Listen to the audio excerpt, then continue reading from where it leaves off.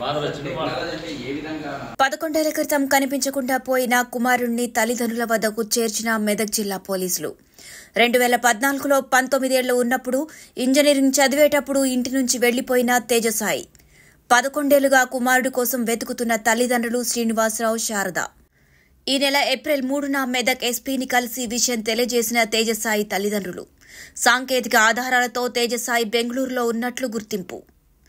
బెంగళూరు వెళ్లి తేజసాయిని తీసుకువచ్చి క్షేమంగా తల్లిదండ్రులకు అప్పజెప్పిన పోలీసులు బెంగళూరులో పెళ్లి చేసుకుని అక్కడే హోటల్ నడుపుకుంటూ స్థిరపడ్డ తేజసాయి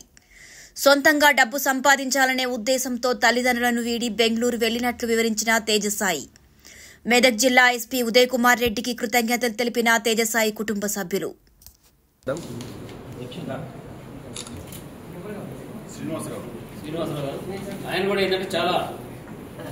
మండలంలో దాదాపు ఒక 11 ఇయర్స్ బ్యాక్ ఒక అబ్బాయి ఇంటర్మీడియట్ చదివే అబ్బాయి ఇంట్లో వెళ్ళిపోయాడు తల్లిదండ్రులకి ఎవరికి చెప్పకుండా వెళ్ళిపోయాడు వీళ్ళు బాగా దౌరాడి ఎక్కడ దొరికినా దొరకలా వీళ్ళు కూడా వదిలేస్తే ఈ మధ్య జస్ట్ 1 వీక్ బ్యాక్ వాళ్ళ ఫాదర్ సరే ఇప్పుడు మా అబ్బాయి 11 ఇయర్స్ బ్యాక్ పోయినాడు ఇంటర్మీడియట్ చదివే టైంలో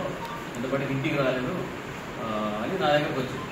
వస్తే మరి నేను ఆయన్ని అడిగిన ఎందుకే మరి ఇప్పుడు దాకా ఎందుకు చెప్పలేదంటే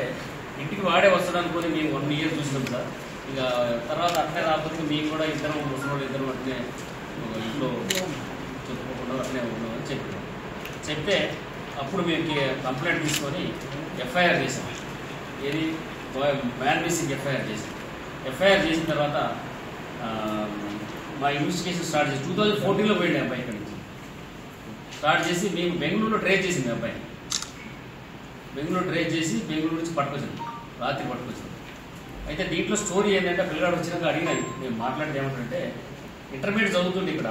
చదివే క్రమంలో ఏంటంటే నేను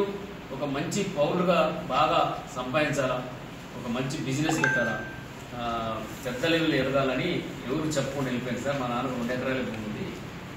2 ఎకరాలతో మేమేం బతుకుతాము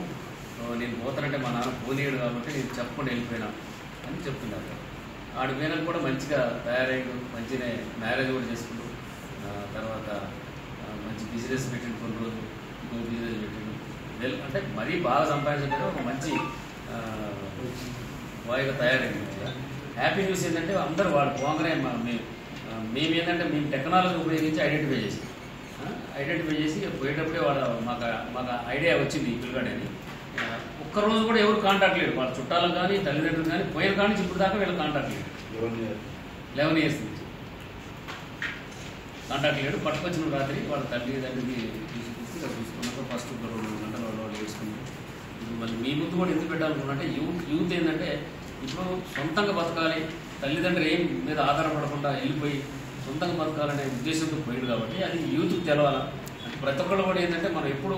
చాలా మంది ఏంటి మా నాన్న ఏం సంపాదించాడు మా తాతలు ఏం సంపాదించినారు వాళ్ళ ఆస్తులు ఏముంది దీని గురించి ఆలోచిస్తారు కదా అది కాకుండా సొంతంగా బతకాలని పోయి సొంతంగా ఒక తయారైంది కాబట్టి యూత్కి ఒక ఆదర్శంగా ఉంటుందనే ఉద్దేశంతో నేను మీ ద్వారా అంతా ఈరోజు ప్రెస్ మీట్ పెడతాను లేదంటే ఇది ప్రెస్ మీట్ పెట్టే అవసరం లేదు ఇప్పుడు ఇక్కడ చేయొచ్చు మనం ఎక్కడున్నా కూడా మేము ఐడెంటిఫై చేస్తాము అంటే కొద్దిగా మాకు ఏదన్నా సార్ వేరే సిఏ గారు నేను ఆల్రెడీ ఇంతకుముందు అక్కడ టాస్క్ ఫోర్స్లు పనిచేసింది కాబట్టి ఆయన కొద్దిగా టెక్నాలజీ తెలిసి ఎట్లా ఐడెంటిఫై చేస్తారో ఆయన సొంత బ్రెయిన్ తోటి దీన్ని ఐడెంటిఫై చేయడం జరిగింది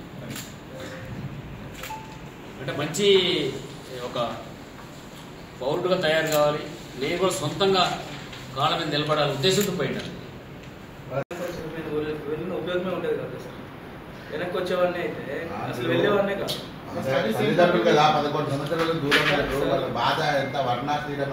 కొన్ని సంవత్సరాలు బాధపడుతున్నాయి కదా సార్ తర్వాత సుఖంగా ఉండేది అది ఏంటంటే నేను గుర్తింపు రావాలి నాకు కూడా ఒక 20 ఇయర్స్ దాకా రావద్దు అనుకున్నాను మంచిగా హ్యాపీగా చేసి అప్పుడు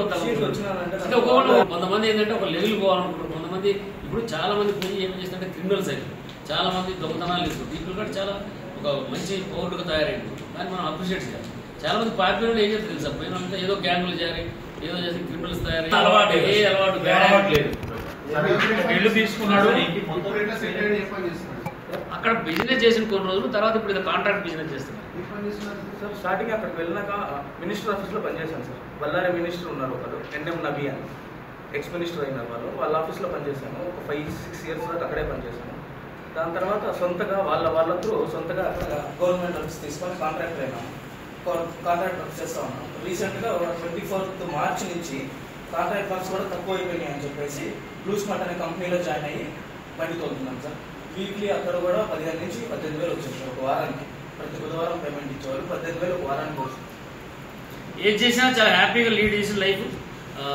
Hi everybody, this is Kiriti Damaraju. Like, share and subscribe to Saira TV.